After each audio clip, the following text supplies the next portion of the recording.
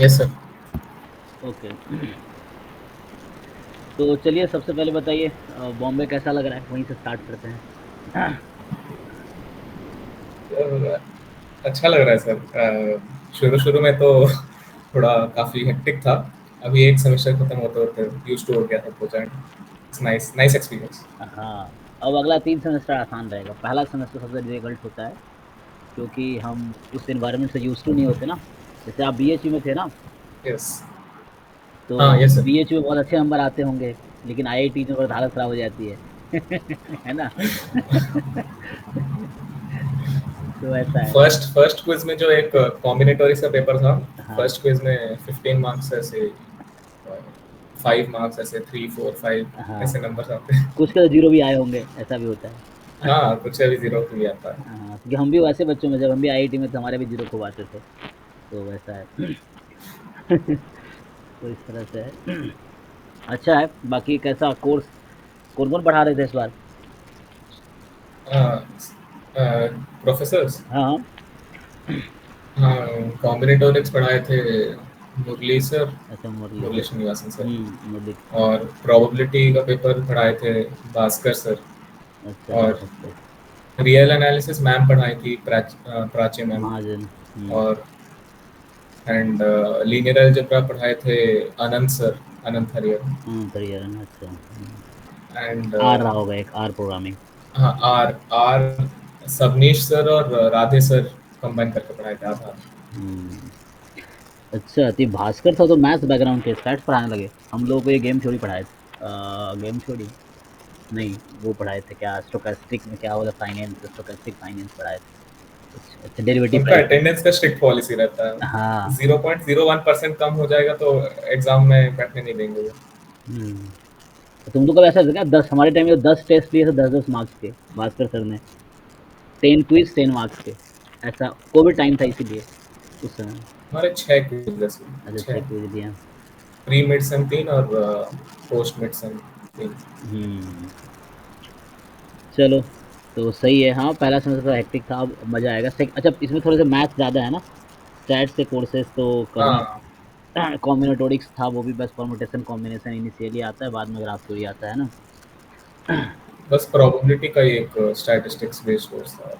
बाकी सारे मैथ्स के, नहीं नहीं, आर आर भी तो था। आर, हाँ, ये आर। पहले सी प्लस प्लस हमारे टाइम पे, बाद में आर हुआ है, जो अभी आई थिंक आप लोगों के सीनियर के टाइम से आर हुआ है ना। हाँ उससे पहले सी प्लस प्लस था। अच्छा, ओवरऑल है ना एक्सपीरियंस। अभी तो सीनियरों का चलो प्लेसमेंट चल रहा होगा, है ना, जो आपके सीनियर्स होंगे, हाँ। श्रुति वाला बैच जो है, yes। श्रुति मयूरी वाला बैच जो है। उसका भी प्लेसमेंट सीजन चल रहा होगा। आप लोगों के बैच में इंटर्नशिप चल रहा होगा, है ना? हाँ इंटर्नशिप अभी का तो शुरू हुआ है, शुरू हुआ है। मतलब ज़्यादातर तो नहीं हुआ, अभी शुरू हुआ है। हम्म। चलो, तो एक्चुअली मेनली हमारे पास जो भी बच्चे हैं वो जैम के हैं। इनके थोड़ा होता है ना, अभी 2 महीने एग्जाम के बचे हैं। तो मैं बच्चों को बताना चाहता हूँ कि बिथल का रैंक 13 था आईआईटी जैम 2023 में। और तो इनका स्ट्रेटजी हम लोग जानेंगे, कैसे इन्होंने प्रिपरेशन किया था और इतना अच्छा रैंक कैसे आया। तो ये हम लोग देखेंगे। तो थोड़े से पहले इंट्रोडक्शन एक बार ले लेते हैं। तो एक बार थोड़ा बैकग्राउंड बता दो अपना, कि आप कहाँ से हो, कैसे कैसे, है ना, अभी तक का जर्नी कैसा रहा। फिर एक बार क्वेश्चन आंसर हम लोग करेंगे। So hello guys, hope everyone is doing well. My name is Vitthal Vaibhav Nayak, and I had secured All India rank 13 in IIT JAM MS 2023. I'm presently pursuing my MSc Statistics in IIT Bombay. I had done my undergrad from BHU in the same subject of statistics. And I hail from the state of Odisha. I'm from Bhubaneswar and I've done my schooling in Bangalore. अच्छा, वाह, उड़ीसा में। उड़ीसा में भी 1 साल रहा हूँ। हाँ, मैं जॉब कर रहा था वहाँ, है ना, शिक्षा वो अनुसंधान यूनिवर्सिटी है, सोआ यूनिवर्सिटी। हाँ तो हाँ। मैं भुवनेश्वर में, तो 1 साल में वहाँ जॉब करता था, एज असिस्टेंट प्रोफेसर वहाँ था मैं। कोविड के दौरान, बीच कोविड में, जब बॉम्बे से पास आउट हुआ था तो मैं वहाँ गया था, फिर वहाँ से खड़गपुर आ गया अभी। तो अभी मेरा खड़गपुर से अच्छा। पीएचडी मैं कंप्लीट कर रहा हूँ यहाँ पे। अच्छा है, भुवनेश्वर काफ़ी सही जगह है। ओके। तो थोड़ा सा प्रिपरेशन का बता दो, कैसे कैसे जैम का आपने कैसे स्टार्ट किया था, और कैसे कैसे ग्रेजुअली आपने रिजल्ट तक पहुँचे, तो क्या स्ट्रैटेजी रही थी, प्रिपरेशन कैसे शुरू किए, कैसे एंड किए और इतना अच्छा रैंक एंड अप इतना अच्छा रैंक आया, तो उसका क्या पीछे क्या वो रहा है फिर स्ट्रेटजी टाइप का जो आपको समझ आता है, वो बता दीजिए। मेनली मेरा फोकस था स्टैटिस्टिक्स पे, क्योंकि स्टैटिस्टिक्स हैज 70% वेटेज, हुँ, और 70% वेटेज में भी जो डिस्ट्रीब्यूशंस रिलेटेड चैप्टर्स हैं, यूनिवेरिएट हो गया, बाइवेरिएट हो गया, that covers about 50% of that 70%, 50% weightage. So you should be thorough in that. And then comes statistical inference. Statistical inference के कुछ बहुत अच्छे टेक्निक्स में संतोष सर के कुछ वीडियोस से देखा था, और unbiased consistency and all of that, हुँ, कुछ अच्छे अच्छे टेक्निक्स बताए थे वो वीडियोस में, वो भी ऑन द फिंगर टिप्स होना चाहिए। एंड मेनली जो सारे डिस्ट्रीब्यूशंस के जो प्रॉपर्टीज होते हैं और उनके जो इंटर ट्रांसफॉर्मेशंस होते हैं, and even there inferential properties, वो एमएलई हो गया, अंदाज एस्टिमेटर हो गया, तो जो बार बार यूज हो रहे हैं, if you observe in questions, those you should note it down somewhere, and that also should be on your finger tips. कभी भी पूछ लो तो थरो होने चाहिए उसके बारे में। एंड या coming to math section initially मेरा प्रिपरेशन काफ़ी बेसिक रहा था, बट क्योंकि मेरा बैकग्राउंड था नहीं ज़्यादा मैथ्स में, तो मैं डरता था काफ़ी थोड़ा मैथ्स से, बट बेसिक प्रिपरेशन किया था। एंड देन उसके बाद मैं कोचिंग क्लासेस का वो जो कुछ वीडियोस देखने लगा था सर का, एंड मैथ्स मेरा वहीं से हुआ था। And main thing is to get the actual feel of कैसे जैम होने वाला है, PYQs is the best source. You should repeatedly solve PYQs every 2 months. Do an entire round of PYQs from the beginning to the end. कम से कम मैं अपने preparation के time पे तीन तीन बार तो PYQ सॉल्व ही किया हूँ, शुरू से लेके एंड तक। December, coming to what you should do in December January, मेरा क्या था कि मेरा इंटीग्रल कैलकुलस और लीनियर अलजेब्रा का पार्ट बचा था दिसंबर में। December After December 15th, I completed these two topics, and in January, I shifted my concentration to solving test series. Attempt as many mock tests and test series as possible. वो वही तुम्हें असली feel दिलाएगा कि time limit के साथ, हुँ, वो वाला थोड़ा एग्जाम प्रेशर के साथ कैसा एग्जाम होता है। एंड देन उस स्लॉट में देना जब तुम्हारा एक्चुअली मैथमेटिकल स्टैटिस्टिक्स, अगर आफ्टरनून का स्लॉट है, तो you should program your body की आफ्टरनून के टाइम पे तुम्हारा पीक कंसंट्रेशन रहे। ऐसा नहीं कि आफ्टरनून का स्लॉट है तो सुबह मेरा पीक कंसंट्रेशन है और आफ्टरनून को मैं खाना खा के सो जाता हूँ। जो जिस स्लॉट है एक्चुअल एग्जाम का, when you get to know, whenever you get to know, you should program your body for maximum productivity in that particular time slot. And फिर से एग्जाम से पहले एक और बार पूरा PYQ कर लेना, एटलीस्ट लेटर ईयर्स, क्योंकि हर साल अभी रिसेंट ईयर्स में पेपर का स्टैंडर्ड बढ़ा है, हुँ, तो वैसे टाइप के क्वेश्चन बहुत मुश्किल में कोई तुम्हें दिला पाएगा अदर देन IIT प्रोफेसर्स। हुँ। तो जो एक्चुअली सेट करते हैं IIT के जैम के PYQs, तो फिर से एक और राउंड दे देना जो आखिरी के 5-6 साल का है, to get a proper feel. या दैट्स अबाउट इट, मेरा स्ट्रेटजी का। बहुत अच्छा एक्सप्लेन किया आपने, तो बाकी लोग बहुत सारे हैं ना। तो ये है कि सिलेबस एक बार कर लो, PYQ कर लो, मॉक टेस्ट पे फोकस करो। तब दिसंबर तो आ ही गया है, तो दिसंबर में ना, दिसंबर जनवरी में mainly we focus on mock test solving problem. इस बार तो बहुत मॉक टेस्ट, आप लोगों के टाइम पे हम लोग 20 टेस्ट कराए थे बस मॉक टेस्ट, इस बार तो 100 मॉक टेस्ट करवा रहे हैं, तो 100 बहुत प्रैक्टिस हो जाएगी। और उसमें 50 तो फुल लेंथ ही होंगे, तो काफ़ी प्रैक्टिस हो जाएगी जो बच्चे एटलीस्ट सिंसियर हैं उनके लिए, क्योंकि बाकी लोग, और हमने ये भी कहा है कि 2 to 5 एग्जाम है, तो डेली 2 to 5 तुम एक टेस्ट दो, क्योंकि 100 टेस्ट या 100 डेज ऐसे ही लग जाएंगे टेस्ट, हालांकि 2 महीने पहले स्टार्ट हो गया था, तो एटलीस्ट 50 हैं, तो इट्स एग्जाम में अभी 60-70 दिन अभी भी हैं। तो अभी भी बच्चा अगर डेली एक मॉक टेस्ट 2 to 5 देता है, तो एग्जाम भी 2 to 5 नहीं है 11 फरवरी को, तो वो एक हैबिचुअल रहेगा उसका। बाकी डाउट चल ही रहा है। अब स्टूडेंट्स के अगर हम क्वेरी पे आएँ, तो देखते हैं चैट्स में कुछ क्वेश्चंस अगर कुछ आंसर कर पाएँ हम लोग, बाकी मैं अपना क्वेश्चंस पूछूंगा। सो पहला अंकित लिखे हुए हैं क्या, good evening sir and Vitthal भैया। हाँ हाँ, अच्छा, ये अपना बता रहा है कि क्या क्या कवर किया है। Sequence series, differential calculus, probability, univariate distribution. अच्छा, ये बस इतना किया है अभी। तो मैथ्स पोर्शन में आपके इंटीग्रल बाकी है। अच्छा। और उधर लीनियर अलजेब्रा बाकी है, इधर प्रोबेबिलिटी यूनिवेरिएट किया है बस। आगे का सिलेबस किस सीक्वेंस में करूं जिससे इम्पोर्टेंट यूनिट्स पहले हो, ऑल्सो मैं फर्स्ट टाइम पढ़ रहा हूँ। आप बता सकते, कुछ बताइए अपने हिसाब से। हाँ, तो मेरे हिसाब से Ankit, you have to really speed up your process now, क्योंकि बस 2 ही महीना बचा है and you have lots left. हम्म। तो मेरे हिसाब से यार preference should be first, statistics के चीज़ें कवर कर लो। जो भी स्टैटिस्टिकल इन्फ्लुएंस हो गया और बाकी के जो डिस्ट्रीब्यूशंस के चैप्टर्स अगर तुम्हारे कुछ बचे हैं वो कवर कर लो, that's the most important thing. और उसके बाद इंटीग्रल कैलकुलस और लीनियर अलजेब्रा जो चीज़ है वो बहुत मार्क्स फेचिंग है, बट और जल्दी भी कवर हो जाता है compare to sequence and series and differential calculus.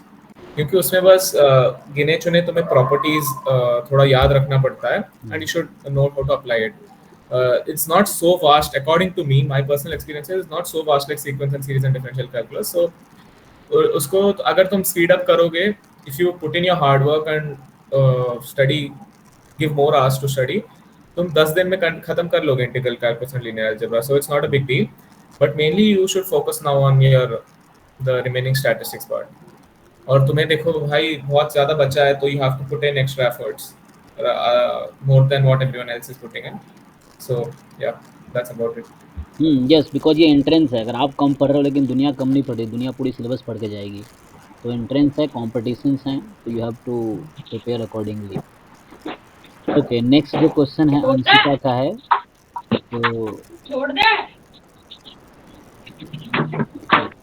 तो अंशिका क्या पूछ रही है, how to manage time, like if I solve PYQs first, then I thought let's do mock test. If I do mock test, then I want to do revision. What should I do first? मतलब जब P okay, ठीक है। हाँ, so Anshika, this is a basic problem everyone faces.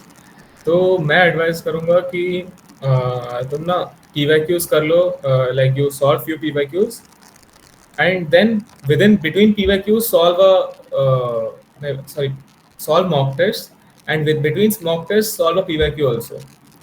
So because the PYQs that you are going to solve, it's going to be biased. It's being set by a coaching professor or coaching teacher, and he or she is not going to set the final paper.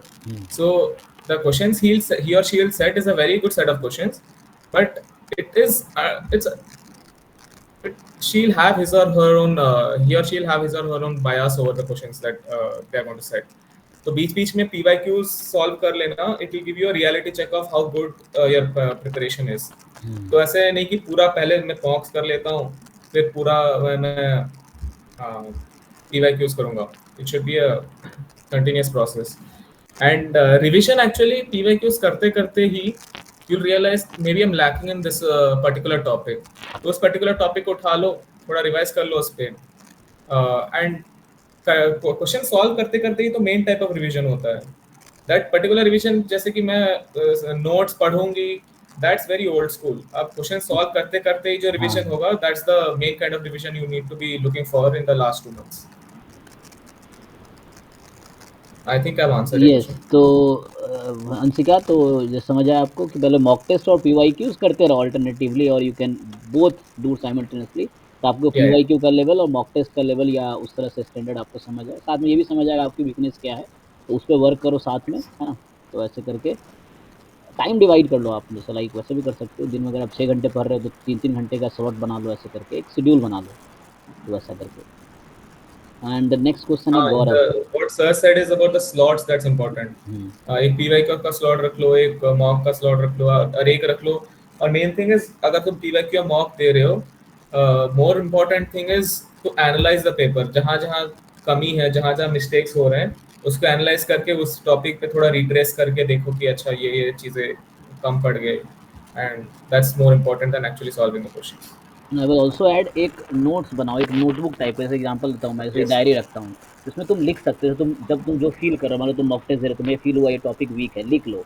या ये तुम्हारा question नहीं हो रहा, मतलब एक particular, जैसे दिमाग में सब कुछ याद नहीं रहेगा, तो एक particular make a journal type thing something, जैसे मेरे पास ये यस। है। तो उसमें क्या है कि तुम्हारे पास जब खाली बैठे कर देख लो क्या क्या तुम्हें क्या बोलते हैं उसे, बैकलॉग्स हैं, तुम्हें क्या करने की जरूरत है अभी। जस्ट जब भी दिमाग में कुछ थॉट है उसको लिख लो कि लाइक तुम्हें ये टॉपिक वीक लग रहा है, पढ़ना है, या ये PYQ करने हैं। तो इससे होता है दिमाग को, कह रहे ये कर रहा हूँ, ये करने का ख्याल आता है, ये कर रहा हूँ, जो कर रहे हो पहले उसको करो। जब कोई ख्याल आया उसको लिख लो। जब वो कर लिया तो उसके बाद वो कर लो। तो ऐसे करके एक जर्नल टाइप मेंटेन करो, तो उससे ईजी रहता है, दिमाग पे लोड कम रहेगा आपका। ये है। ओके, गौरव का क्वेश्चन है, Hello sir, I have completed whole statistics and sequence series and differential calculus this much syllabus. Should I complete whole math syllabus or revise completed syllabus and PYQ? Currently I'm revising stats.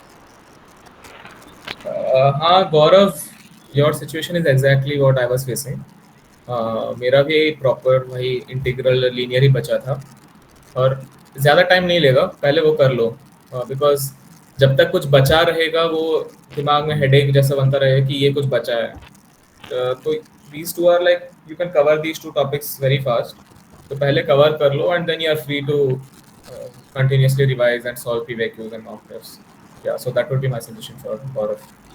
हाँ, मतलब क्या ही बचा है तुम्हारा, एक integral calculus बचा है और लीनियर Yeah। अलजेब्रा। ज़्यादा टाइम नहीं लगेगा, तुम एक-एक सप्ताह दोगे चाहो तो, अगर कंटिन्यूअसली करो 1 सप्ताह में हो जाएगा। और समहाउ तुम कंप्लीट कर लोगे, दिमाग में एक रहेगा कि तुमने कंप्लीट कर लिया है। तो वरना वो जैसे बताया है ना अभी, वैसा विथल ने कि लाइक दिमाग में रहता है कि ये बचा है मेरा। तो समहाउ तुम जल्दी-जल्दी में ही कंप्लीट करो, लेकिन एक बार कर लो कि चलो मेरा टॉपिक हो गया। अब क्वेश्चन पे फोकस करो, फिर क्वेश्चन के थ्रू समझ आएगा क्या लेवल है, क्या नहीं है, और क्वेश्चन के थ्रू कॉन्सेप्ट तुम्हें रिवाइज़ होते रहेंगे और अपडेट होता रहेगा तुम्हारा नॉलेज। ये है। ओके, नेक्स्ट है नितिन चौहान। ये क्या कह रहे हैं? सर बीएससी पीएसएम, मतलब ऐसा कुछ फिजिक्स एंड समथिंग होगा, स्टैटिस्टिक्स मैथ्स। ओके, किया है, एमएस स्टडी करना चाहता हूँ। जब मैंने जॉब देखी तो डाटा साइंटिस्ट है, लेकिन डाटा साइंटिस्ट तो विदाउट स्टैटिस्टिक्स डिग्री वाले भी बन सकते हैं। तो कोई ऐसा सेक्टर बताइए सर जिसमें ओनली स्टैटिस्टिक्स बैकग्राउंड वाले जा सकते हैं। This is not relevant to हाँ, jam जैम discussion। प्रिपरेशन, हाँ। एक चलो एग्जांपल अगर आईएसएस कर लो, इंडियन स्टैटिस्टिकल सर्विस में सिर्फ Yes। स्टैटिस्टिक्स वाले जा सकते हैं, ठीक है? तो there is a government sector, UPSC conduct करती है एग्जाम इंडियन स्टैटिस्टिकल सर्विस की।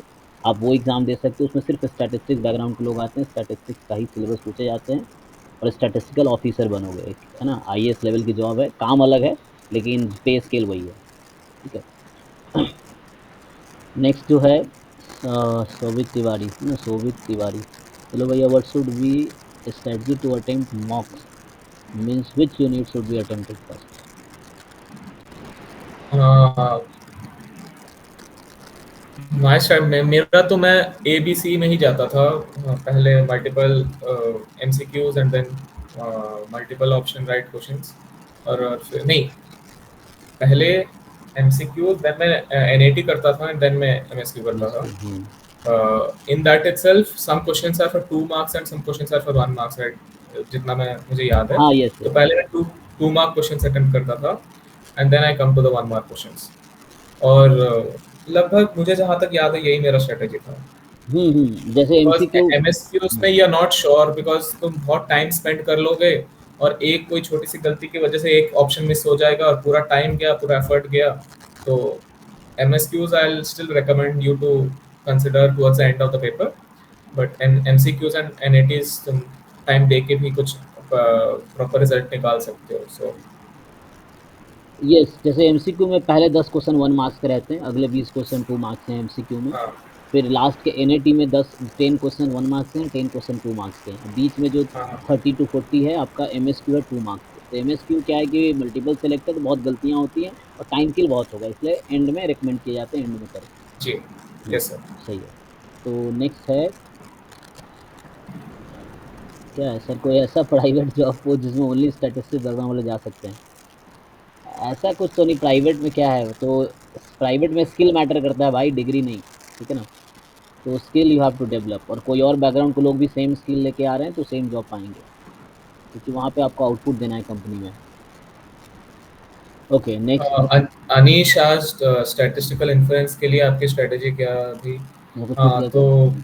अच्छा, वो छूट गया। My strategy for statistical influence हाँ, वाज, मेरे मेरे कॉलेज में तो फिफ्थ सेमेस्टर में स्टैटिस्टिकल इन्फ्लुएंस का एक पेपर था।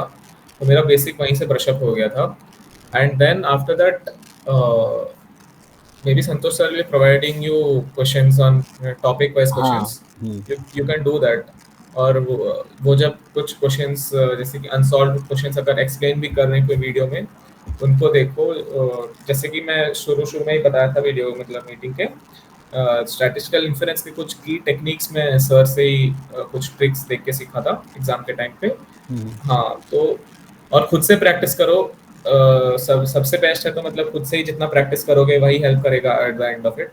बट तुम सर से भी गाइडेंस ले सकते हो स्टैटिस्टिकल टेक्निक से, क्योंकि पर्सनली मुझे ऐसा ही लगा था। हमारे पास बहुत सारे असाइनमेंट, जैसे मान लो पीवाईक्यूज यूनिट हाँ। वाइज है, या बहुत सारे मतलब नॉन पीवाईक्यू क्वेश्चन है, बहुत सारे आपको वो सॉल्व करने चाहिए, ताकि है ना आपको समझ यस आएगा सर। कितना स्ट्रेटजी क्लियर है। ठीक है, जिनके जो भी क्वेरीज आप चैट में लिख सकते हो, बाकी लोग या अनम्यूट करके पूछना हो पूछ सकते हो। जैसे खुशी आई थिंक हैंड रेज कर रखी है। खुशी, आपको कुछ पूछना है क्या?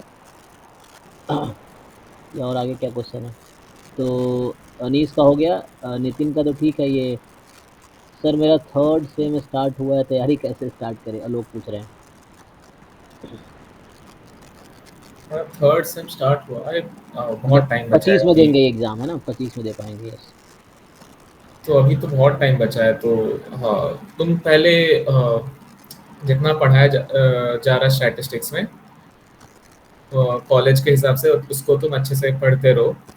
मेन प्रिपरेशन तो एग्जाम से अगर तुम 2 साल पहले भी कर लोगे तो एक्चुअल प्रोडक्टिविटी तुम्हें 7-8 महीने पहले से ही जो पढ़ाई होती है उसी से मिलेगी। तो अभी जो चीज़ है, जो कॉलेज में पढ़ाया जा रहा है उसको अच्छे से पढ़ो, don't keep lots of backlogs. हाँ बस that would be my advice, क्योंकि लास्ट के 8-10 महीने में जो इंटेंसिटी से पढ़ाई होती है वो 2 साल पहले नहीं होगी। तो और मेन चीज ये भी होता है, मैटर करता है कि अगर February 11 को एग्जाम है, इंसान का मैक्सिमम प्रोडक्टिविटी जो ग्राफ होता है वो पीक पहुंचना चाहिए February 11 पे। हाँ अगर हाँ। तुम बहुत पहले से भी प्रिपरेशन करने लगोगे वो सैचुरेट हो जाएगा दिमाग, और सैचुरेट हो जाते टाइम वो दिमाग में एक क्रिएटिव ब्लॉक आ जाता है कि इंसान एक ही डायरेक्शन में सोचने लगता है, क्योंकि बहुत सारे एक ही टाइप का सवाल अगर तुम सॉल्व कर लिए हो 2 साल से, कुछ थोड़ा सा ट्विस्ट एंड टर्न्स दे देगा तो इट विल बी लाइक अच्छा इसी वे में मुझे सोचना है तो क्यों नहीं हो रहा है। तो हम्म। should like just keep in touch with your subjects from now on itself, but हाँ you have lots of time so you can study patiently, no need to hurry up, आराम से करो। हाँ, पहले 2 साल कॉलेज की पढ़ाई करो, अच्छे से कॉलेज एंजॉय करो, थर्ड ईयर में प्रिपरेशन शुरू करो, ये है। हाँ। सो यस जफर, कोई क्वेश्चन है आपका? Mic unmute. ओके, म्यूट कर देता हूँ। चलिए नेक्स्ट। किसी का रह गया? हाँ, अदिति का क्वेश्चन क्या था? सर जैम के पहले कब तक नए टॉपिक्स पढ़ सकते हैं? जैम के पहले कब तक नए टॉपिक्स पढ़ सकते हैं? मतलब न्यू टॉपिक पढ़ते रहें कब तक, हाँ वही है ना?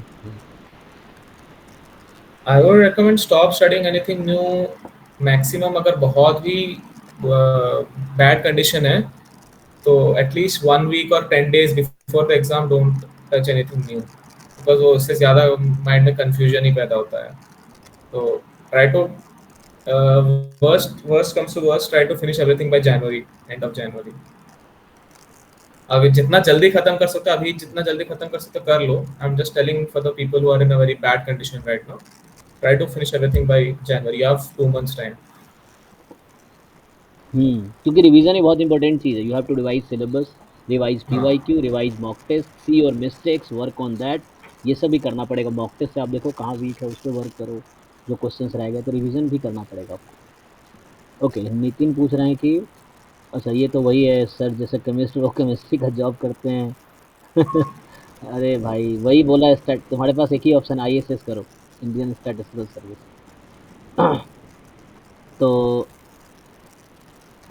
It is it necessary to take a drop for JAM? वो तो मैं नहीं बता पाऊंगा, आपको सर से ही थोड़ा गाइडेंस लेना होगा, मैं इस पे सबका अपना है ज़्यादा ना, वो रहता है कि तुम्हें अगर लगता है कि पर्सनल चॉइस है। पर्सनल चॉइस है, पेरेंट और पर्सनल, तुम्हें लगता है कि like it is worth taking drop, है ना? मतलब फ्यूचर पे यस। अगर तुम इतना खुद पे है कि अगले साल कर दोगे या अच्छी जगह पहुंच जाओगे। कई लोग हैं जो बीएचयू छोड़ते हैं, डीयू छोड़ते हैं, ऑलरेडी एमएससी कर रहे होते हैं, फिर वो छोड़ के आईआईटी में जाते हैं। कुछ लोग प्रॉपर ड्रॉप लेके जाते हैं, तो सबका अपना पर्सनल चॉइस है। बट नेसेसरी थोड़ी है, जरूरी थोड़ी है। आप निकाल लो थर्ड ईयर में, बहुत सारे लोग थर्ड ईयर में क्वालिफाई करते हैं। So you just qualify, it is not necessary to take drop only. आप थर्ड ईयर में, बहुत सारे बच्चे थर्ड ईयर में भी करते हैं, बहुत सारे ड्रॉप भी लेते हैं। तो ये डिपेंड करता है आपके मेंटल प्रिपरेशन कितनी है ना? कई लोगों को लगता है थर्ड ईयर में हो ही नहीं सकता, तो वो कितनी प्रिपरेशन कर ले, उनका मेंटल मतलब ब्लॉकेज हो चुका है, तो वो नहीं कर पाएंगे। लेकिन कोई बच्चा है, कम मेहनत भी किया लेकिन उसको भरोसा है कि नहीं कर लूंगा थर्ड ईयर में, या करना ही है, तो वो संभाव कर लेते हैं। तो उस तरह से आपको डिसाइड करना है कि आपके लिए क्या बेटर है। जरूरी नहीं एक ड्रॉप लिया ही जाए। ओके, सो और कोई डाउट है? ठीक है, अदरवाइज मैं थोड़े से है ना, कुछ बच्चे जैसे क्वेश्चंस पूछते रहते हैं जनरली, कि लाइक ना बहुत सारे आते रहते हैं कि मिस्टेक उससे एग्जाम के दौरान कैसे कम करें। जैसे कैलकुलेटर एक तो इशू आता है ना, कि कैलकुलेटर की प्रैक्टिस, जैसे मॉक टेस्ट आपने दिया था तो वहाँ से कैलकुलेटर की प्रैक्टिस हो हाँ, जाती है ना। फोर्टी, कैलकुलेटर प्रैक्टिस और माउस यूज करो, हाँ नॉट लैपटॉप का जो। कीबोर्ड टाइप वो रहता है, हाँ, क्या बोलते हैं उसे, जो कर्सर या जो भी है, हाँ। तो हाँ माउस माउस यूज यूज करो, करो। जैसे ये यूज कर रहा हूँ मैं, हाँ ठीक रहता है। और नहीं।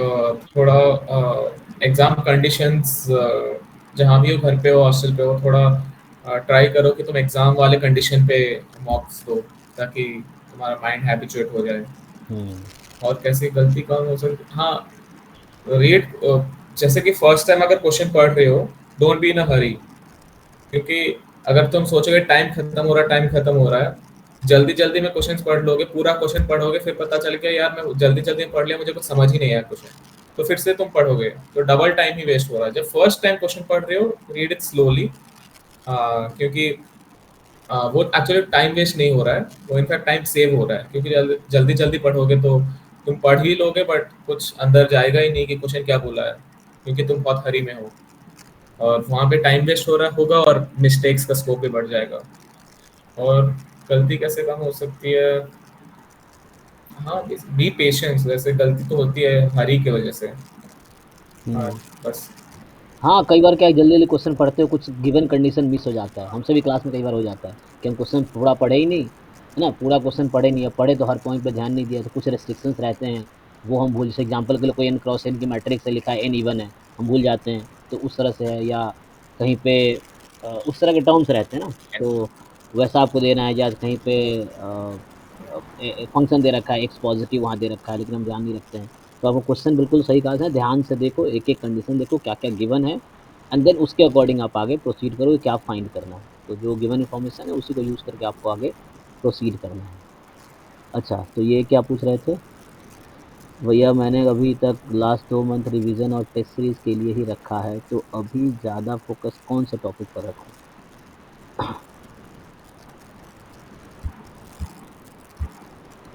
ये अनीस अनीस का सेकेंड लास्ट क्वेश्चन है। अच्छा, हाँ, तो 2 महीने, मैं इसका क्वेश्चन समझ नहीं पाया। 2 महीने रिवीजन और टेस्ट सीरीज के लिए रखा है? हाँ तो अभी कह रहा है अभी क्या? कि किस टॉपिक को ज़्यादा रिवीजन करूँ, ये कहना चाह रहा है किस टॉपिक को ज़्यादा फोकस करूँ, अभी ज़्यादा फोकस कौन से टॉपिक्स पे रखूँ देखो, रिवीजन में। रिवीजन करते टाइम तो हर टॉपिक इक्वली इम्पोर्टेंट होता है। हम्म। तो ऐसा नहीं है कि एग्जाम में ये टॉपिक ज्यादा आ रहा है तो मैं इसको ज्यादा रिवीजन करूँ। रिवीजन तब होता है जब तुम पूरा पढ़ चुके हो सब कुछ। जब तुम पूरा पढ़ चुके हो, आई एम एक्सपेक्टिंग कि सारे टॉपिक्स के साथ तुम इक्वली कंफर्टेबल हो। और हम्म। अगर इक्वली कंफर्टेबल भी नहीं हो, जिसमें तुम इक्वली कंफर्टेबल नहीं है, जब कम कंफर्टेबल हो, उससे थोड़ा और एफर्ट डालो। तो that's obvious. I or don't know, maybe not getting your question right. हाँ, कई बार क्या होता है, तुम्हें लगेगा तुम्हें सब आता है, थ्योरी तुमने बुक से पढ़े या कहीं से पढ़े, थ्योरी तुम्हें सब आता है, लेकिन एक्चुअल उसकी पता चलेगा कितना आता है क्वेश्चन सॉल्व करने के बाद। चाहे वो हाँ, असाइनमेंट के क्वेश्चन हो, या मॉक टेस्ट के क्वेश्चन हो, या PYQs के क्वेश्चन हो, तो आपको उसके बाद समझ यस, आएगा कि उस यस। टॉपिक में कितनी पकड़ है आपकी। बुक पढ़ोगे, खोलोगे, सब लगेगा सारे थ्योरम आपको आते हैं, सारे स्टेटमेंट पता ही है आपको, सारे एग्जाम्पल समझ आ रहे हैं, बट एग्जाम्पल बुक्स के एग्जाम्पल्स लोअर लेवल के होते हैं, और एग्जाम के जो क्वेश्चन एक यस, अपर यस। लेवल के होते हैं। तो आपको उस लेवल तक अचीव करना है, तो वो रिवीजन के थ्रू आएगा, और मिस्टेक्स देख देख के करेक्ट करते रहो। रिवीजन बहुत इंपॉर्टेंट है, रिपीटेडली हाँ, आपको बहुत रिवाइज इंपॉर्टेंट करना है। है। और अभी अगर रिवीजन पे आओगे तो जितने जल्दी रिवीजन करना स्टार्ट कर लोगे, revision as in what sir said, कि क्वेश्चन सॉल्व करते करते अपनी खुद की गलती निकाल के and working on it, that is what I mean for revision at this moment. I am not meaning कि पूरा थियरी पढ़ो ऐसे हम्म। ऐसे। तो ऐसे जल्दी जल्दी से कर लोगे तो you have quite much time, 2 months है, तो काफी सारे मिस्टेक्स कम हो जाएंगे 2 महीने के बाद। हाँ यार। यस। तो इधर मनीष पूछ रहे हैं format for start question with completely understanding, format for start question with completely understanding. अच्छा ये क्या कहना चाह रहा है, क्या फॉर्मेट है, मतलब इस क्वेश्चन को ऐसे स्टार्ट करें पूरी समझ के साथ, इसका क्या आंसर हो सकता है? मनीष तो जैसे कुछ elaborate क्वेश्चन करो। सॉल्व हो जाता है प्रैक्टिस में करो कम्प्लीटली। हम्म। हाँ, मनीष बोलो। सर जैसे कुछ क्वेश्चन सॉल्व हो जाता है कम्प्लीटली, मगर वो प्रैक्टिस से सॉल्व तो हो जाते हैं, मगर वो समझ नहीं आता है वैसे कम्प्लीटली क्वेश्चन पूरी तरह वो। तो प्रैक्टिस से मतलब सॉल्व करना इम्पोर्टेंट है, ये मतलब कोई क्वेश्चन को कम्प्लीटली समझ नहीं आता है, कुछ क्वेश्चन सॉल्व तो हो जाते हैं मगर। मतलब समझ, बिना समझ आके कैसे सॉल्व हो जाता है, थोड़ा जैसे एक्सप्लेन करो। अच्छा कई बार ऐसा मतलब होता है। ये जैसे कि मतलब कि एक जैसे रट रट टाइप के गया फॉर्मेट की ऐसे करना है, मगर क्वेश्चन सब लैंग्वेज पूरी कम्प्लीटली समझ नहीं आती है, मगर वो माइंड में जैसे रट टाइप पे हाँ, गया फॉर्मेट, तो उस तरह हो जाता है मतलब।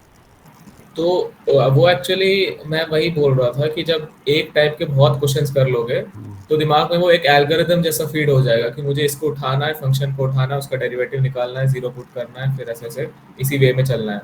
But majority of the questions ऐसे इसमें हो जाएंगे, but there are few questions जिसमें थोड़ा ट्विस्ट आएगा। तो उसके लिए तुम्हें ज्यादा से ज्यादा क्वेश्चंस ही ढूंढना पड़ेगा और सॉल्व करना होगा, और जहाँ पे तुम ऐसे कोई क्वेश्चन मिल जाए उसको मार्क करके रखो, ताकि तुम अगर बाद में टाइम मिले तो तुम आ सकते हो और उस पर तुम अपना अंडरस्टैंडिंग टेस्ट कर सकते हो। अभी जैसे कि तुम बार बार सेम टाइप ऑफ क्वेश्चन ही देख रहे हो तो तुम अपनी अंडरस्टैंडिंग टेस्ट नहीं कर पा रहे हो, so there is a fear in you, क्या अगर मुझे एक क्वेश्चन मिल जाए तो मैं समझ पाऊंगा कि नहीं वो क्वेश्चन को। वो तुम्हारे हाथ में ही है कि you try different set of questions, different types of questions, और उसी में तुमको पता चल जाएगा कि एक्चुअली तुम्हें अंडरस्टैंडिंग की वजह से तुम क्वेश्चन सॉल्व कर पा रहे हो कि या दिमाग में फीड हो गया वो एक एल्गोरिथम जैसे। तो तुम्हारे हाथ में ही है, you should search for different types of questions, और उसमें और कोई मुझे तो नहीं लग रहा और कोई सोल्यूशन है। हाँ, इसका एक रीज़न जो मुझे समझ आता है, कई बार बच्चा 4 क्वेश्चन एक जैसा देख लेता है, 5वाँ क्वेश्चन वैसा है वो कर देगा, लेकिन उस क्वेश्चन की टर्मिनोलॉजी पता नहीं है उसको। जैसे एग्ज़ाम्पल के लिए कहीं क्वेश्चन है कन्वर्जेंस इन प्रोबेबिलिटी का, तो मैं ये नोटिस करता हूँ क्लास में कि 90% बच्चों को कन्वर्जेंस इन प्रोबेबिलिटी का डेफिनिशन नहीं पता है। जैसे कंसिस्टेंट एस्टिमेटर की डेफिनिशन नहीं पता है, लेकिन वो क्या करता है, हालाँकि दोनों सेम अच्छा। ही हैं, रिलेटेड ही है दोनों, लेकिन होता क्या है बच्चा क्वेश्चन कर देता है क्योंकि उसने देखा है कि मीन निकालो टी का, इंटेंसिटी लगाओ, थीटा आ गया, वेरिएंस निकालो टी का, इंटेंसिटी लगाओ, जीरो आ गया तो कंसिस्टेंट हो गया। लेकिन ये तो थ्योरम है, लेकिन एक्चुअल उसका डेफिनेशन नहीं पता है तुम्हें उसमें कि what is the meaning of convergence in probability, what is the meaning of consistent estimator. मतलब कंसिस्टेंट एक्चुअल डेफिनेशन कुछ और है, ये जो क्वेश्चन सॉल्व करते हो तुम, ये थ्योरम से सॉल्व हो रहे हैं। तो अक्सर इसमें प्रॉब्लम आपका ये होता है कि आपको उस वर्ड का डेफिनेशन क्लियर नहीं है।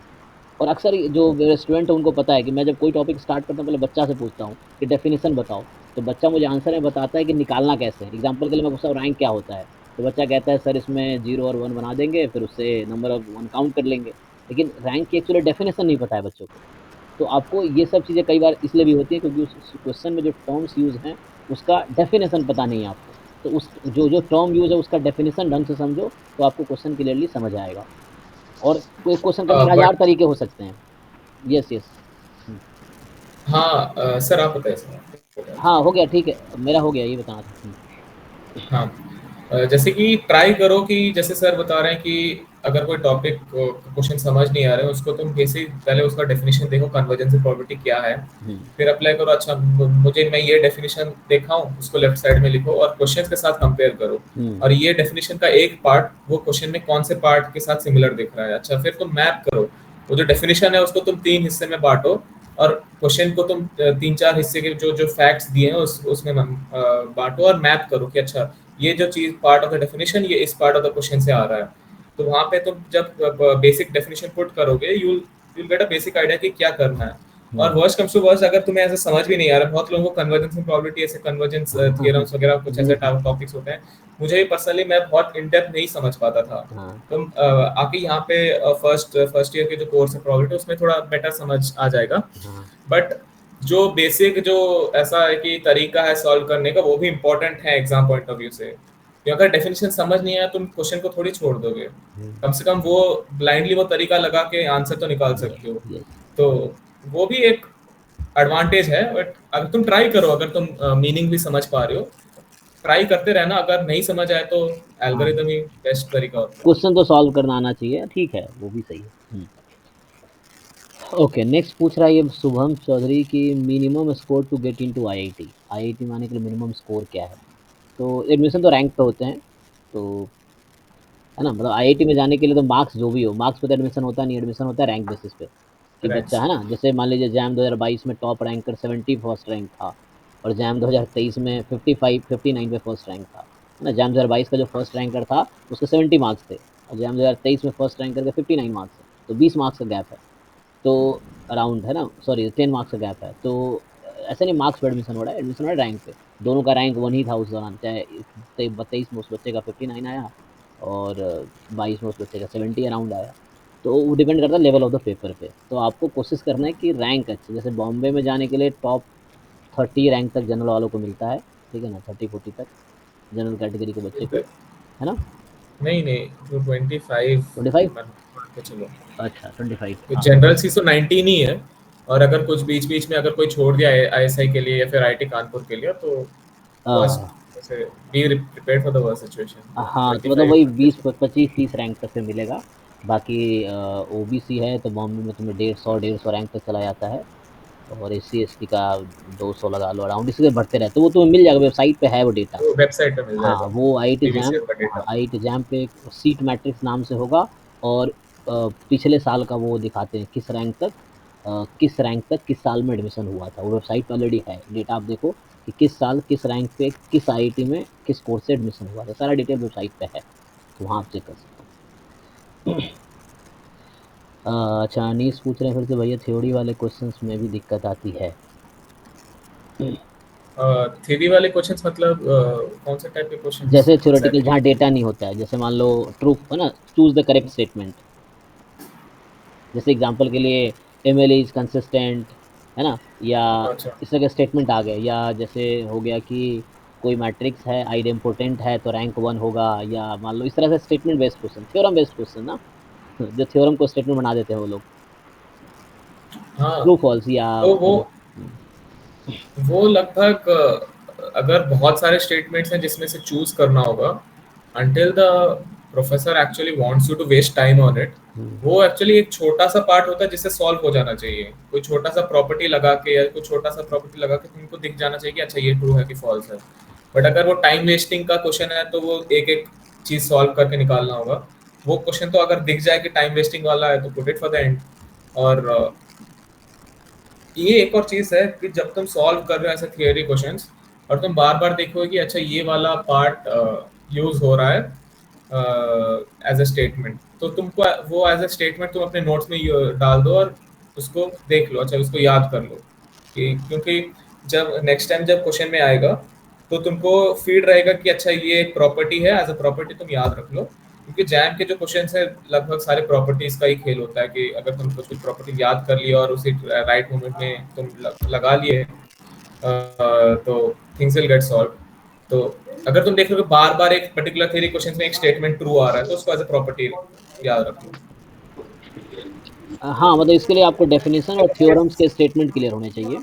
जैसे एग्जांपल के लिए ऑप्शंस रहता है कि मान और लो फिर कुछ डिटर्मिनेंट नॉन जीरो है तो रैंक एन होगा, तो ये सब एक बेसिक प्रॉपर्टी है, थ्योरम है। तो इस तरह के ऑप्शंस है तो आपको प्रॉपर्टी क्लियर होनी चाहिए। प्रॉपर्टीज का ही खेल रहता है खेल ऐसे रहता है। थियोरेटिकल क्वेश्चंस में, जो क्लियर होना चाहिए हम्म। अगर तुम्हें सॉल्व करना है। यस, अगर मान लो स्टेटमेंट याद नहीं है तो इसका दूसरा अप्रोच एंट्रेंस का ये, क्योंकि सब्जेक्टिव में आपको प्रूव करना पड़ता है बीएससी एमएससी में, लेकिन एंट्रेंस में तो प्रूव करोगे नहीं, इतना टाइम थोड़ी है कि प्रूव करते रहोगे स्टेटमेंट को।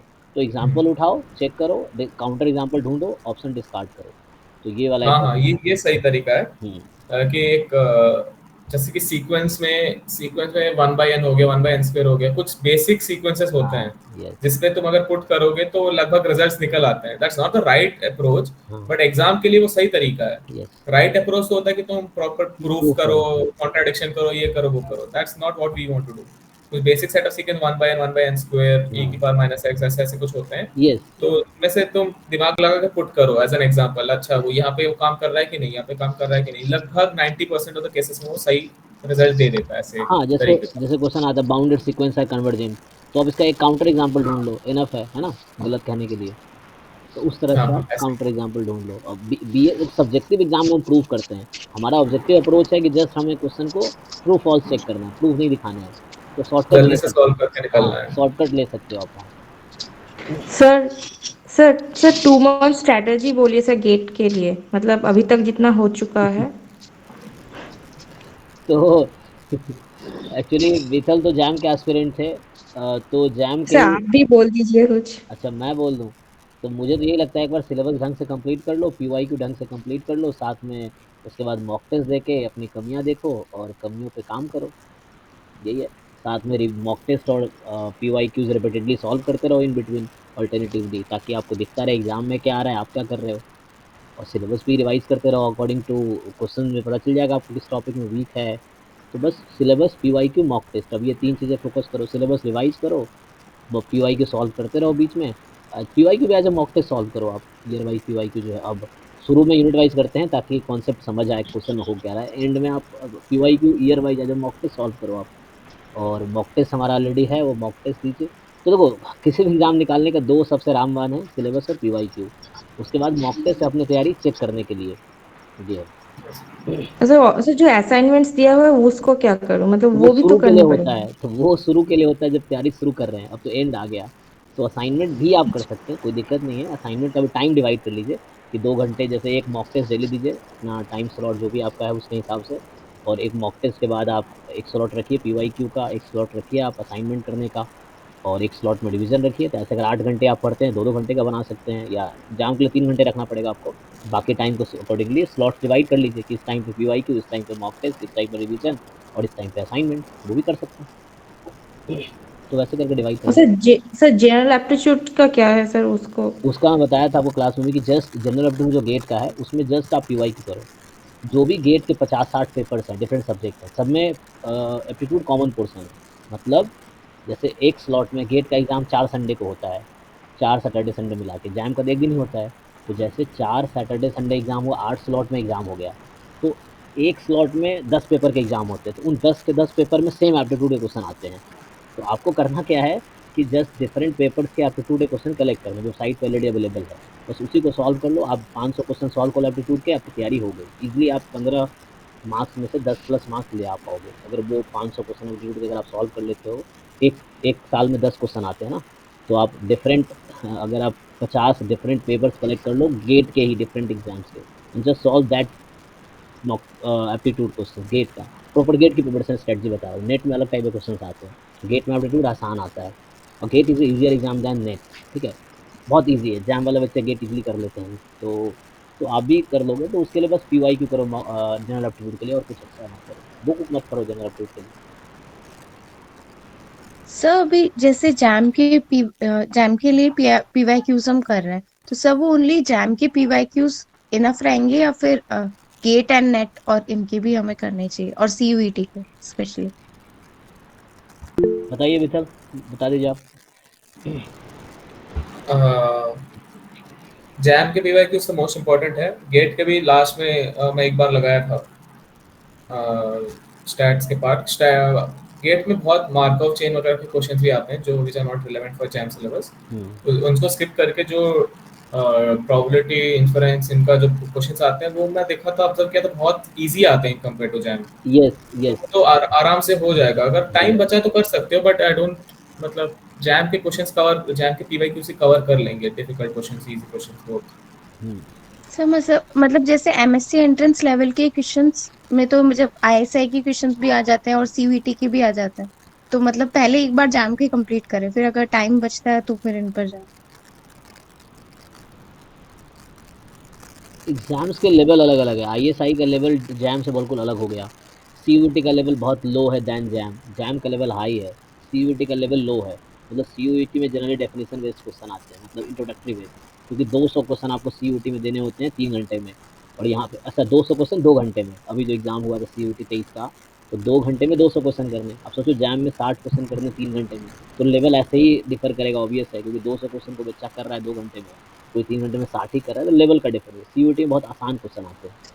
और तो sir JAM NET and GATE हाँ, ये गेट सही रहे। गेट लगभग जैम के लेवल का है। गेट के क्वेश्चन जनरली आसानी होते हैं जैम के लेवल से, जो कॉमन सिलेबस है उसका। बाकी एक्स्ट्रा छोड़ दो, स्टोकेस्टिक प्रोसेस हो गया, ये सब छोड़ देना। जो आपके सिलेबस का है वो गेट के क्वेश्चन करो। गेट के क्वेश्चन ठीक है, जैम लेवल के, जैम के आसपास लेवल के।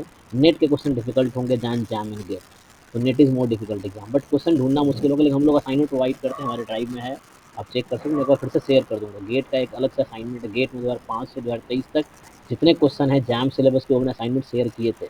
मैं दोबारा भेज दूंगा, आप वो एक बार प्रैक्टिस कर सकते हैं। डाउट, बाकी डाउट क्लास में डेली चल ही रहा है। डेली डाउट क्लास होता है, उसमें 6 to 7 जो डाउट क्लास होती है उसमें पूछिए आप, ये है ना।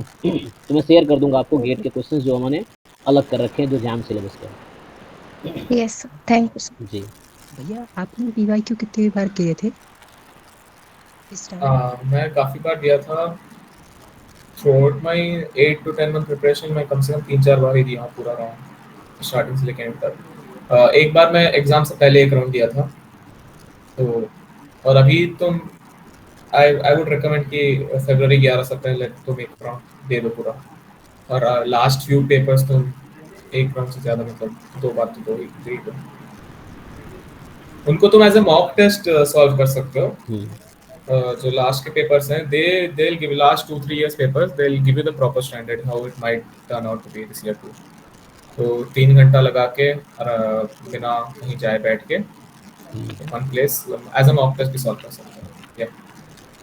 भैया दिसंबर जनवरी में आपने मतलब कैसे किया था? आपका तो सिलेबस हो गया होगा, तो आपने कैसे क्या क्या किया था? मैं बताया था मैं सर दिसंबर में इंटरनल मेरा, के हाँ मेरा दिसंबर में इंटीग्रल और लीनियर बचा था। हाँ दिसंबर 15 के बाद से। तो दिसंबर 15 से जैन 1 तक मैं खत्म कर लिया था वो लीनियर और integral calculus, it won't take much time. उसके बाद जनवरी में मैं मॉक टेस्ट देता था और पीवाईक्यूज भी simultaneously as a mock test. फिर उसके बाद साइमल्टेनियसली अभी देखो जनवरी मंथ में मॉक टेस्ट, पीवाईक्यूज, रिविजन्स, तुमको एक प्रोसेस बिल्डअप करना होगा, योर ओन पर्सनल प्रोसेस, जिसमें साइमल्टेनियसली तीनों चीज चल रहा हो। तो वही January month is crucial. You have to put in efforts. Okay, तो एक क्वेश्चन है कि जैसे how much marks is required to get into IIT. देखो, हर एग्जाम का अलग अलग स्ट्रेटजी में बताया। जैसे 2022 में फर्स्ट रैंक जो था 70 मार्क्स के आसपास था। 2023 में फर्स्ट रैंक 59 पे था। तो 2023 के एग्ज़ाम जो था वो डिफ़िकल्ट था, सबसे ज़्यादा डिफ़िकल्ट था। तो उसमें अराउंड, जैसे आपके बीतल 13 रैंक है, कितने मार्क्स है आपके? 40s में रहे होंगे। 48. 48 है ना? तो 45 पे 15 रैंक था। हाँ, वो 45 उसके रीतिका के थे, 15-16 रैंक थे, 16 रैंक के अराउंड। यस। तो जैसे इसके 48 मार्क्स हैं तो उस पे 13 रैंक था। 55 मार्क्स पे सेकंड रैंक था। 50 प्लस वाले को टॉप 10 में रैंक था, है ना? तो इस तरह से हैं। तो 50 प्लस मार्क्स आपके हैं तो टॉप 10 में रैंक होंगे। सेम गेट का भी था इस बार। मैं खुद इस बार गेट दिया था, मेरे 53 मार्क्स से मेरे थर्ड रैंक थे गेट 2023 में। तो ऐसा है, तो मतलब 50 प्लस अगर जो बच्चा करता है वो टॉप 10 में आएगा। गेट या जैम दोनों में सेम आजकल चल रहा है, लेवल वैसे ही बराबर ही है। तो 50 प्लस अगर आप स्कोर करते हो, you will be in top 10, जो अभी का आजकल का लेवल है पेपर का। नेक्स्ट जो क्वेश्चन है कि at least how many question should we attempt, ये अंजलि का क्वेश्चन है। How many question should we attempt? हाँ, क्वेश्चंस तो मेरा अप्रोच तो था कि मैं मैक्सिमम क्वेश्चंस अटेम्प्ट करूं, बट हर क्वेश्चन में केयरफुली अटेम्प्ट करूं। अगर मुझसे मैं कॉन्फिडेंट हूं तभी जिसमें नेगेटिव मार्किंग है, अगर मैं कॉन्फिडेंट हूं तभी लगाऊंगा। सो इस अप्रोच से मेरा जैम जैम में जो एमसीक्यूज है, मेरा एक भी नेगेटिव नहीं गया था इस साल, मतलब एग्जाम में। एंड इट रियली हेल्प, जहाँ जहाँ पे तो नेगेटिव नहीं जाएगा तो वो काफी आगे ले जाएगा रैंक को। मेरा अप्रोच तो था कि मैं मैक्सिमम क्वेश्चंस अटेम्प्ट करूं, but I was careful in attempting each and every question.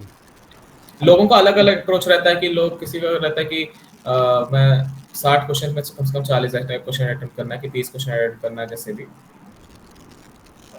It depends on person to person. हाँ, मतलब देखो, तुम्हारी एक्यूरेसी भी डिपेंड करती है। मान लो 100 के 100 मार्क्स अटेम्प्ट करके आ गया और ज़्यादातर गलत हो गया, नेगेटिव मार्किंग भी होती है। तो यूनिट ए हाँ में नेगेटिव मार्किंग है, जो पहले आपके 30 क्वेश्चन है उसमें नेगेटिव मार्किंग है। तो वहाँ अगर रिस्क लोगे आप तो मार्क्स कटते जाएंगे। मतलब 1 मार्क्स का क्वेश्चन है तो 0.33 नेगेटिव मार्किंग है, 2 मार्क्स का है तो 0.66 नेगेटिव मार्किंग है। तो आपको नेगेटिव मार्क का भी ध्यान रखना है। आप एनएटी और एमएसक्यू में रिस्क ले सकते हो, वहाँ नेगेटिव मार्किंग नहीं है। एमसीक्यू में रिस्क नहीं ले सकते पहले 30 क्वेश्चन में, अगला 30 क्वेश्चन में नेगेटिव मार्किंग नहीं है। तो वहाँ आप आराम से कर सकते हैं, रिस्क ले सकते हैं, तुक्का लगा सकते हैं। बट वो एक्यूरेसी आपकी ठीक रहेगी, तो आप एक्यूरेसी ध्यान रखो कि 50 प्लस आप कोशिश करो, सही अपने तरफ से करके आओ। एटलीस्ट सही करके आओ, मतलब अटेम्प्ट आप 70-80 मार्क्स का कम से कम करो। तो कुछ गलतियाँ होंगी एग्जाम में, लगेगा सही कर रहे हो, बाद में आओगे पता चलेगा गलत हो गया। तो वो है, कोई बात नहीं, लेकिन आप अपना बेस्ट दो एग्जाम में। ओके, ये अदिति ने पूछा था आई थिंक। हाँ, सर पेपर में कितने मार्क्स का अटेम्प्ट करने का टारगेट? दोनों आंसर इसी में हो गया है ना। हाउ मेनी क्वेश्चन, तो अराउंड पीपल 30-40 आंसर करते हैं जनरली। 30-40 प्लस क्वेश्चन, 40 प्लस बच्चा जनरली ट्राई करता है। आपको कुछ याद है बिल्कुल आपने कितने अटेम्प्ट करके आए थे? मेरा तो याद है कि मैं एमसीक्यू में एनआईटी और एमएससी में तो हर मार दिया था ऐसे ही, नेगेटिव मार्किंग है नहीं। बट एमसीक्यू में मेनली मैटर करता है कितना अटेम्प्ट करें, क्योंकि वहाँ पे नेगेटिव मार्किंग होता है। मैं 19 अटेम्प्ट किए थे 30 से, और 19 से 19 सही थे मेरे, because I was careful. Careful, क्योंकि नेगेटिव मार्किंग भी तो मार्क्स कटेंगे। ठीक है, तो अब हम लोग एंड करेंगे। मैं आधा घंटा इसको बोला था विथल को बस, लेकिन 1 घंटा ले लिया, तो इसको हम 5 मिनट एंड करेंगे। थोड़े 1-2 क्वेश्चन और ले लेते हैं बस। तो मेरी 7 बजे क्लास भी थी ऐसे, 6 to 7 का ये। तो ओके, तो अब आगे देख लेते हैं। श्रिया पूछ रही है, सर अगर किसी ने स्टैटिस्टिक्स से मोस्ट स्कोरिंग चैप्टर से एक बार बता दीजिए। अच्छा, किसी जो प्रीवियस ईयर में, तो मैंने एक वीडियो बना रखा है, उसमें बता रखा है किस टॉपिक से कितने मार्क्स आए। मेरा लेक्चर 0 देखो आप, लेक्चर 0 आईआईटी एग्जाम 2024 का लेक्चर 0 में यही बताया कि किस टॉपिक से कितने मार्क्स से क्वेश्चन आए। रफली मैथमेटिक्स पोर्शन 30 मार्क्स का है, जो प्रोबेबिलिटी पोर्शन है रैंडम वेरिएबल का अराउंड वो 35 से 40 मार्क्स का है, और इन्फरेंस अराउंड 30 मार्क्स का है। ठीक है, तो इस तरह से है। तो अब वहाँ देखिए, अब मैंने बना रखा है 2022 और 23 का पेपर एनालिसिस कर रखा है हमने। देखो 2021 में 60-40 का रेशियो था, 2022 2023 में 70-30 का रेशियो है। तो आपको ये ध्यान रखना है, पहले के पेपर में 60-40 चल रहा था। तो आप random variable and probability distributions हाँ, ऑलमोस्ट 40 to 50 मार्क्स का वही आता, 40 राइट, 45 मार्क्स का वही मतलब आता वहाँ है। तक मिल जाएगा, पर पेपर आप देख लोगे ना, तो उससे एग्जैक्ट आइडिया आप खुद भी काउंट कर सकते हो पीवाईक्यू से। ओके, शुभम कह रहे हैं कि which institutes other than IIT B IIT Kanpur takes admission through IIT jam.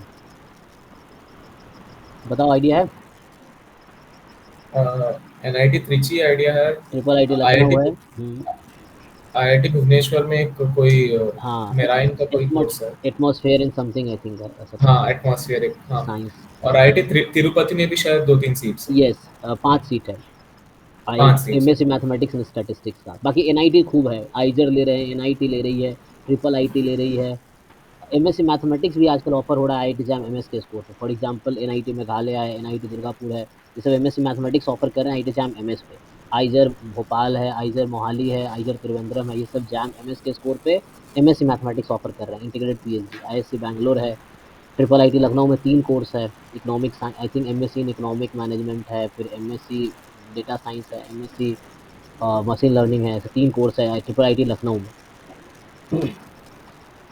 Sir TIFR के बारे में कुछ बताइए। 10 टीआईएफआर से रिलेटेड हमारे पास बच्चे नहीं है, टीआईएफआर प्योर मैथ्स का एग्जाम है। हमारा स्टैटिस्टिक्स बैकग्राउंड है, तो उसमें ज़्यादा बात नहीं कर पाएंगे। अंशुल पूछ रहे हैं, sir I have completed my 70% syllabus till now and doing the best rest syllabus, what should I do now. मतलब 70% अराउंड कर लिया है कहना चाह रहा है, बाकी क्या करें अब।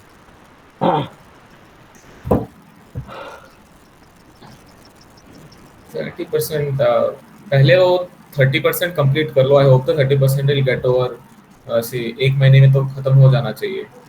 30% अगर तुम देखोगे तो थोड़ा ज्यादा एफर्ट्स डालना होगा, क्योंकि लास्ट के 2 महीने हैं अभी, तो you have to push yourself मोर।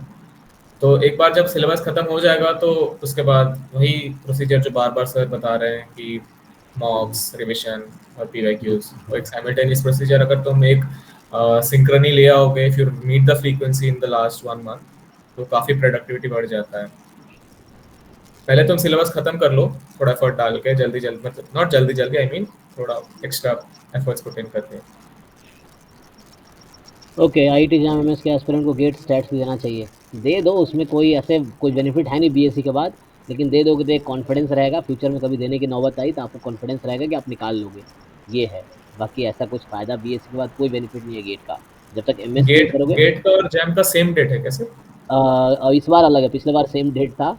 चलो, तो इसलिए इस बार स्किप अलग है, इस कर बार दिए थे 10 काफी तारीख, लोग। इस बार 10 को गेट है और 11 को जैम है। हाँ हाँ, फिर दे सकते हो, हाँ, तो will be good experience. Okay, चलिए अब हम क्या करते हैं।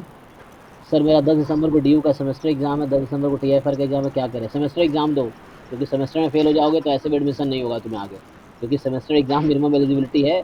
बीएससी पास करोगे तभी तो एमएससी करोगे। तो जब तक तुम्हारा सेमेस्टर क्लियर नहीं होगा, कैसे तुम एंट्रेंस दे कर लोगे। तो बीए सेमेस्टर का एग्जाम दो।